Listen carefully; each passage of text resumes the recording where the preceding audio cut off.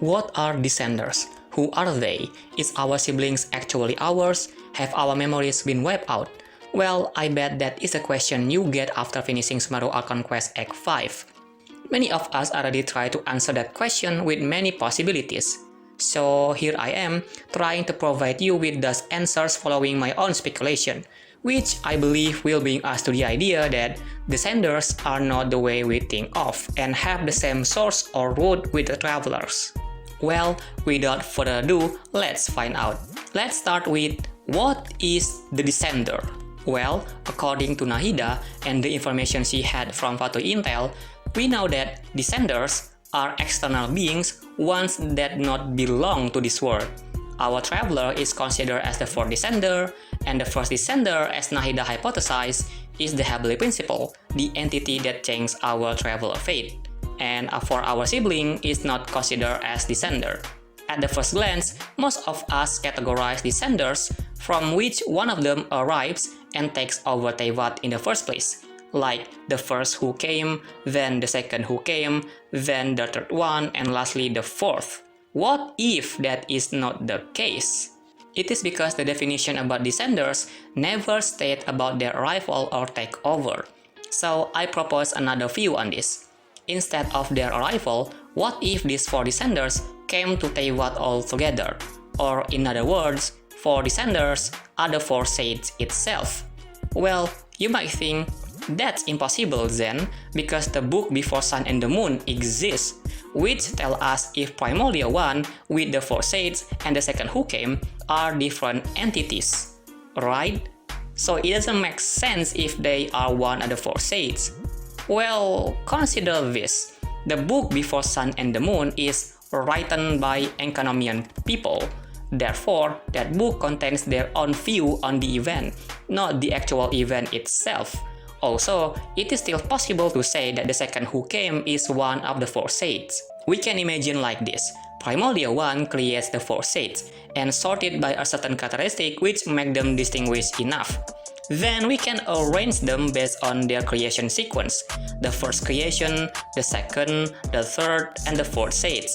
So it kinda makes sense to me to suggest if the second sage is the second who came, which literally means the second who came from the creation. How about the candidates?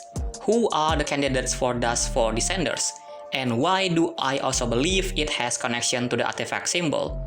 Well, let's start with the first. Nahida hypothesized if the first descender is the Heavenly Principles and considers it as entity. But it is still vague whether this entity is really the unknown god we encounter or not, because Nahida also stated that if the Heavenly Principles is the entity who changes our traveler fate.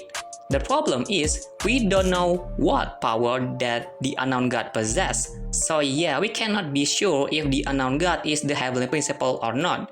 But judging by the traveler's reaction, it seems like the Heavenly Principle is the unknown god.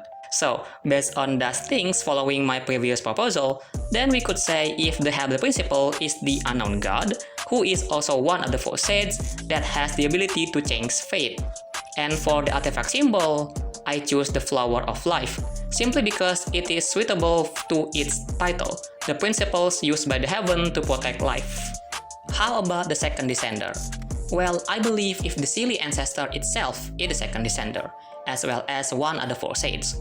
The reason why I choose the Silly Ancestor is because of their long-gone history, especially their interaction with human civilization. For me, it looks like this Silly Ancestor has a job to guide humanity in the early creation of the world. They teach humans long enough to the point where their kin have special feeling toward humans, which is a forbidden thing to do. And because of that, disaster happened. And that disaster is so huge and catastrophic enough that makes other sages and Primordial One get involved, which also make the plume of that artifact symbol reflect what the Silly Ancestor already did.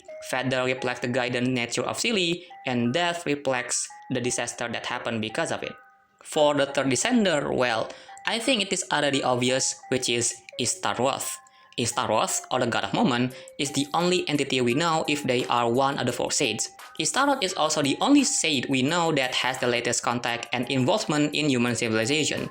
The last record we know of that action is in Enkanomiya. But even so, Istarot's step or legacy is still left behind in the current moment. For example, the recent event in Raiden's Story Quest Act 2, which is about the seed of the sacred Sakura tree.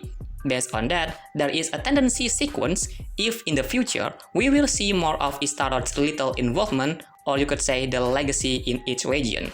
And the reason why Istarot did that, well, whether it is the same case like Ukadevata, leave a clue behind for future generations to find, or even a grand plan that Istarot prepared to prevent or stop something bigger in the future.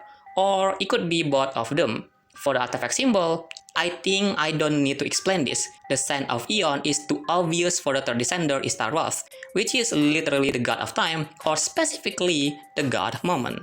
And lastly, the fourth descender, as the Fatu Intai has recorded, is our traveler. And weirdly enough, our sibling is not considered as descender, as Nahida also suspect if our sibling comes from Teyvat. But personally, I still believe that our traveler and another siblings, both of them are descenders, and also one of the four saints. So why is our sibling not considered as descender? Well, there are plenty of speculation to answer that question, starting from the clone theory, loom of fate theory, unknown god intervention, etc, etc. But I personally choose the most simple answer, and that is our traveler memories get wiped out and our sibling basically get into the Eimiso tree memory system. So why does that happen? Well, I strongly believe for now, if the disaster related to the silly ancestor has direct or indirect consequences to the twins. And for the artifact symbol, in my view, the goblet of Eonodum is a perfect symbol for the twins. It is because the twins are indeed the cup of emptiness, which can easily be filled with other elements as the goblet said should be, and also be filled with other ideology, perspective, or even faction. The example is the deviant view between our traveler and the Abyss sibling. The other sibling choose the Abyss side and our traveler choose not to. And for Primordia 1, it takes the Circle of Logos or Crown of Reason as its symbol. So, based on the speculations, I feel like we onto something here, right? It feels like these four descenders resemble Three Moon Sister and the Sun, which is similar to someone here in the game. I wonder who. If you think this video entertaining, please consider subscribe to this channel and then give like and comments as the support so I can make the video more confidently. Thank you for watching this video. Hello Zan here, and see you next time. Bye.